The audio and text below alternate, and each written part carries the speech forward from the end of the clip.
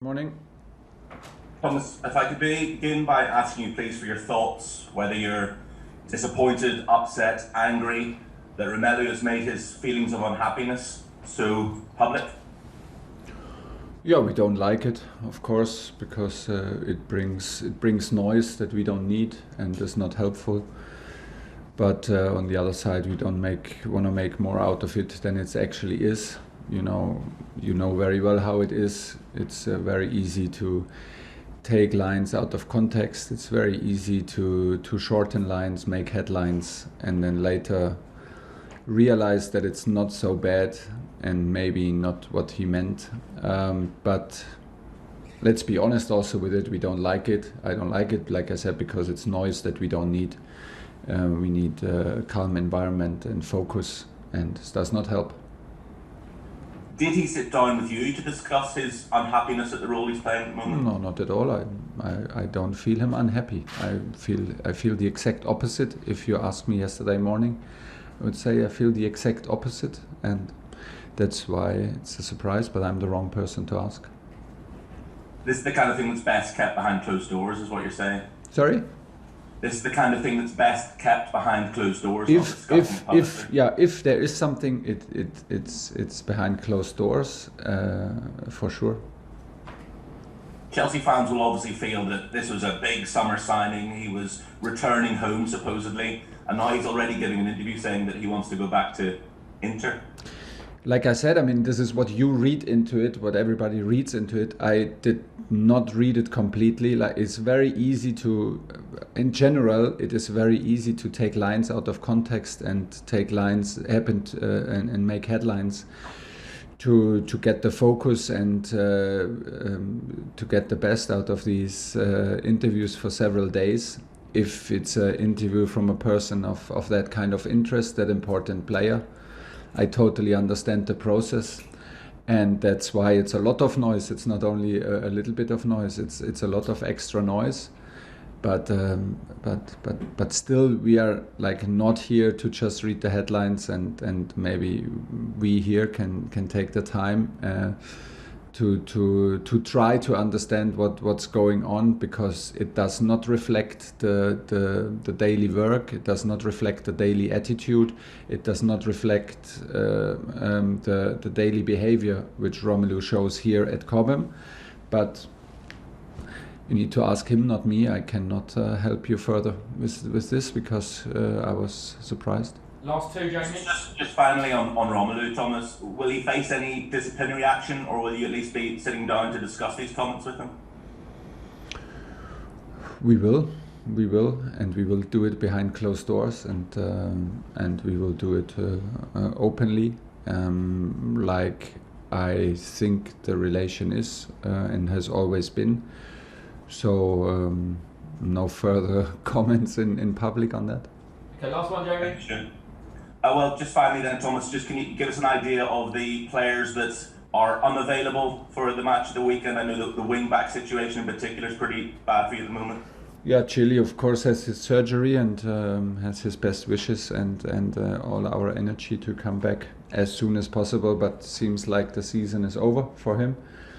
With Reece still is a hamstring injury, is a muscle injury. Like always with muscle injuries, the examination is a bit later, because the images are better if you wait a bit. So images will be later today, I guess, and then we will know more about it. That's the situation on the two wingbacks. Simon Stone, BBC. Hi, Thomas. I hope you're well. Just a couple from me. Yeah. Just in terms of Lukaku, you've answered very eloquently there. But is the noise around Lukaku louder because the team's results have not been what you want, and that is what happens at a club like Chelsea?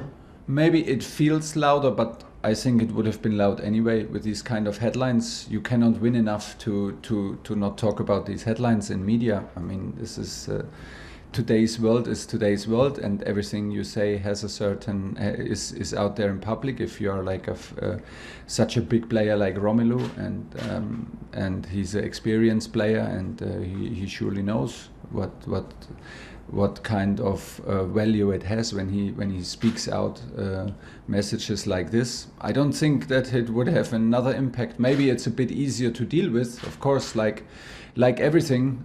By the way, everything is easier. Training is easier. Press conference is easier. Like everything is easier when you win. But this has nothing to do with that. So it would have been easier to deal with the noise, yes, but would have been the same noise, I guess.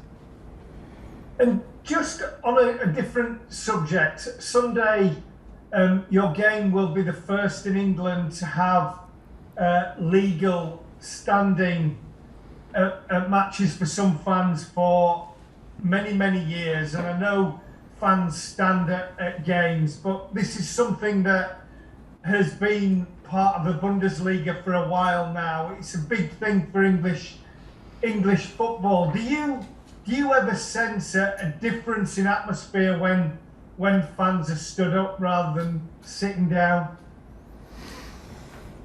I was not aware of it, but I'm happy for the fans because I guess they like it and they want certain areas where they can have the possibility to watch a game standing and be a bit more emotional. But safety is first. I guess we can all agree on that.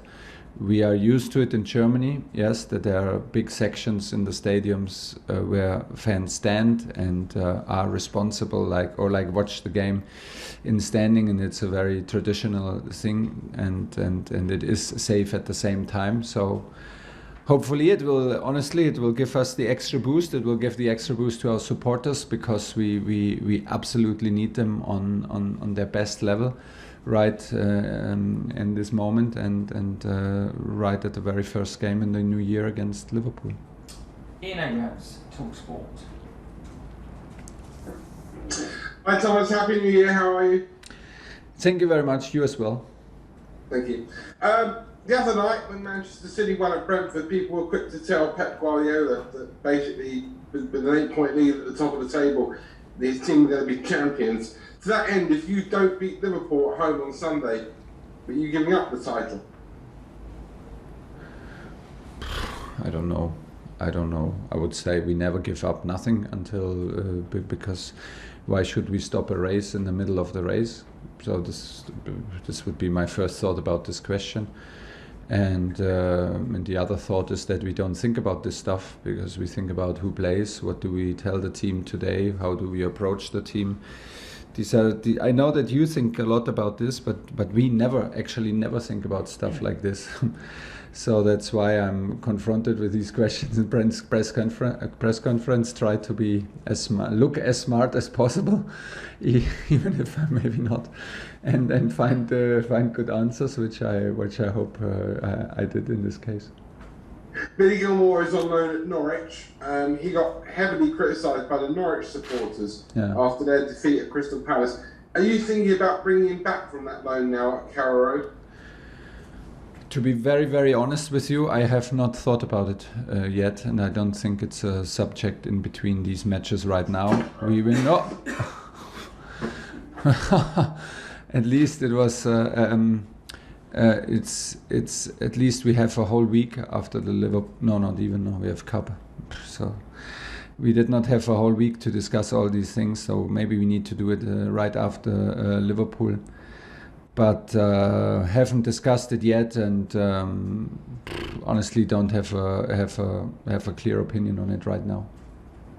And just the last one from me. It is about Lukaku, kind of. How important is it for the harmony of your dressing room and the harmony of the club at Chelsea that you sort out the problem or the problems that he has? You sit down and you go through it with him, or is it a question of he's your employee, he does what you tell him to do? It's a question of both, like a dressing room is not necessary to be always in harmony. It's absolutely not necessary to be successful. We don't have to hug each other, love each other every single day. Sometimes good to be on the edge. Sometimes good to be a bit like in disharmony when it is in between certain boundaries. The thing with Romelu is that I don't think that anybody in this building is aware that he's unhappy, and that what makes us very surprised about his statements. So first of all, we need to check, because I can see no reason why this should be like this. And that's all I can say about it, and wait what Romelu says, and then we will deal with it. Okay, Niv Dovrat, last question on the broadcast section. Hi Thomas, morning. Hi.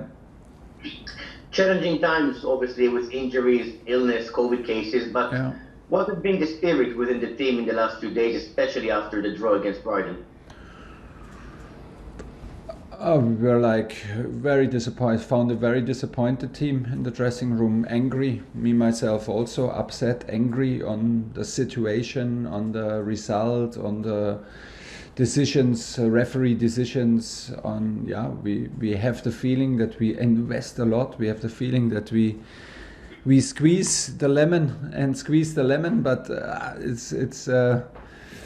it's like squeezing a little bit the same lemon over and over again, and we expect to be always a fresh juice out of it, and it's hard because we're so ambitious, and it's hard for the team to take these results and stay positive, because we are so ambitious and we know what we can deliver, and we know that we can play better, and everybody is fully aware, but everybody is trying hard, and it is not a matter of one click, obviously.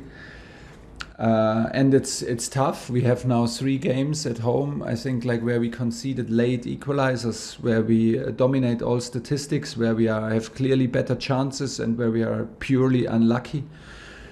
And it's a matter of 6 points that you lose, because you have 3 draws instead of 3 wins, and it hurts, because obviously with 6 points more, we would have a completely different feeling around New Year's Eve. But it's sometimes like this. It's also not the first time in my career, and maybe not the first time, and for sure not the first time in the player's career, to have days like this where things feel a bit more heavy than on other days. It is good then to go out of the situation if the situation and the small situation feels a little bit like difficult and hard to digest, and still we are a bit in upset mode. It's sometimes good to make the focus a bit wider, look at the bigger picture, look at what we did in the year 21, and accept that we are in the right still in the right direction. We are still in development. We still have to learn to improve, and of course quickly, but it seems to be a bump in a development that still is in the right direction. It's hard to accept for all of us, because we're ambitious, but it's what it is. Okay, that's the end of broadcast.